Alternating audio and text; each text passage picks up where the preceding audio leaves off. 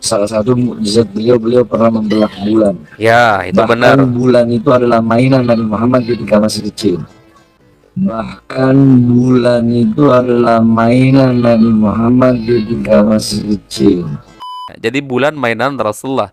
Ketika Rasulullah menggerakkan tangannya ke kiri, bulan ikut ke kiri ya teman-teman.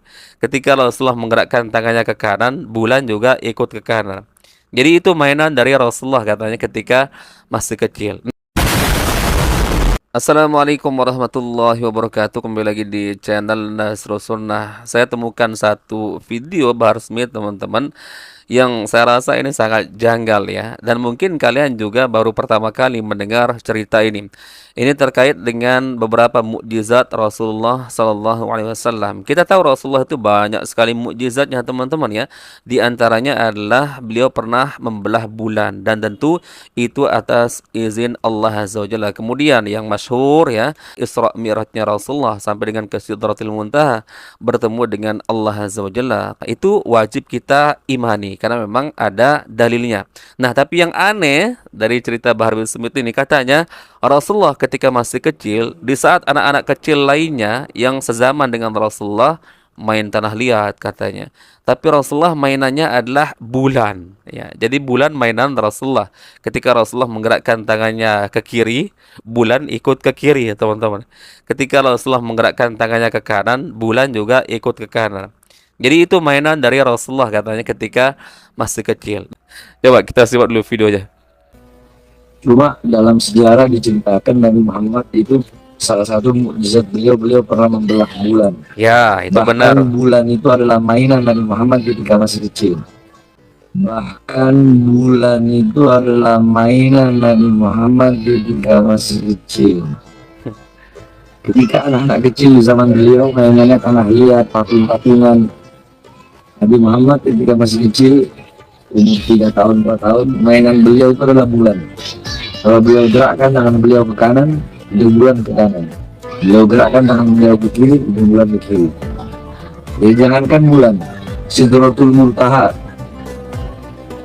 ketika Isra ketika Mi'raj, Nabi Muhammad berjumpa dengan Allah SWT, yang dimana itu tempat adalah tempat yang dimana tidak ada satupun makhluk yang bisa sampai di dalamnya kecuali Nabi Muhammad SAW. Ya, kalau bulan terbelah ya kita sudah akui ya teman-teman, itu memang mukjizat Rasulullah karena ada penjelasannya. Kemudian yang dikatakan Bahar bin Smith ya, Rasulullah sampai ke Sidratil Muntaha ketika Isra Mi'raj, ya itu kita akui ada penjelasannya di Al-Quran surah Al-Isra. Tapi yang terkhusus ini yang dia sebutkan ketika Rasulullah masih kecil, yang mana anak-anak kecil yang hidup sezaman dengan Rasulullah main tanah liat, main patung-patungan katanya teman-teman. Tapi Rasulullah mainannya adalah bulan ya. Bisa dia pindah-pindahkan sesuai dengan gerakan tangannya. Ini di mana ada riwayat seperti ini teman-teman ya. Nggak perlu kita ngarang-ngarang cerita untuk meninggikan derajat Rasulullah. Wong Rasulullah sudah derajatnya tinggi di sisi Allah Azza wa Jalla, dijamin surga. Bahkan para sahabat Nabi saja dijamin surga, apalagi beliau yang sebagai seorang Nabi, seorang Rasul. Bukan hanya Anda yang cinta kepada Rasulullah, saya juga umat Nabi Muhammad mencintai Rasulullah.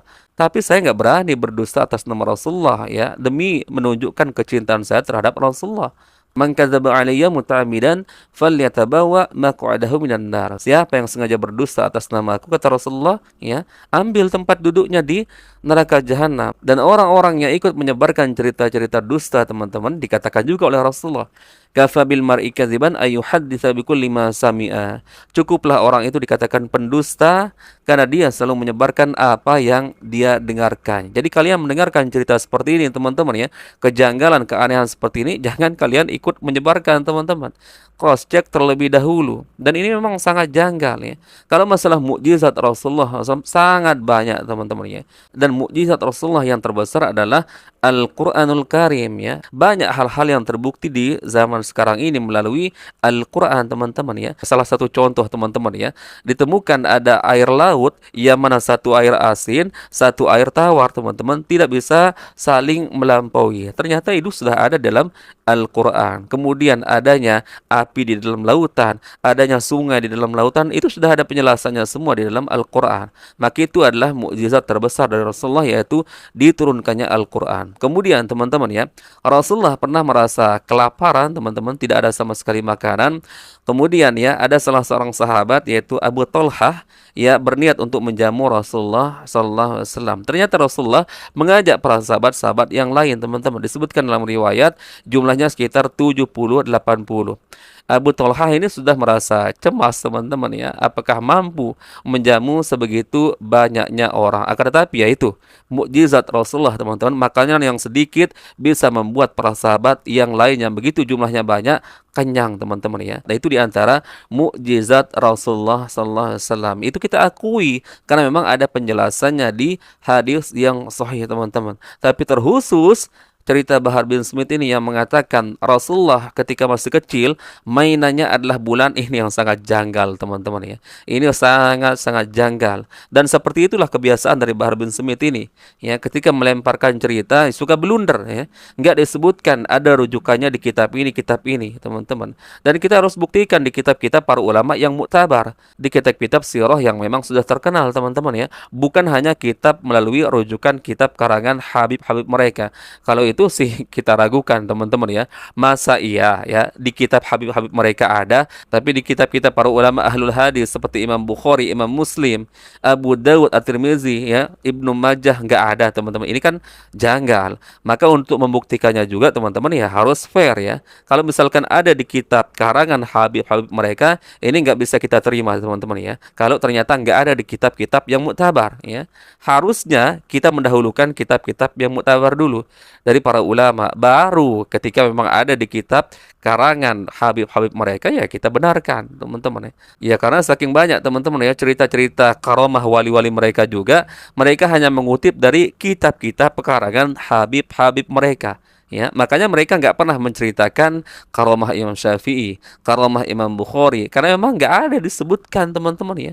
Dan itu bukan suatu hal yang menjadi tolak ukur kemuliaan seorang, yaitu karomah ya. Cukuplah bagi kita, teman-teman ya, ilmunya Imam Syafi'i, ilmunya Imam Ahmad bin Hambal ya, hadis-hadis yang diriwayatkan oleh Imam Bukhari, Imam Muslim, Abu Daud sampai dengan detik ini bisa dipelajari oleh umat, teman-teman. Itu sudah bukti ya, tanpa kita harus membuktikan melalui kisah-kisah karomah-karomah mereka. Baik, teman-teman, mungkin itu yang bisa kita bagikan di video kali ini. Semoga bermanfaat. Insya Allah kita bertemu lagi di video berikutnya. Barakallahu fikum. Assalamualaikum warahmatullahi wabarakatuh.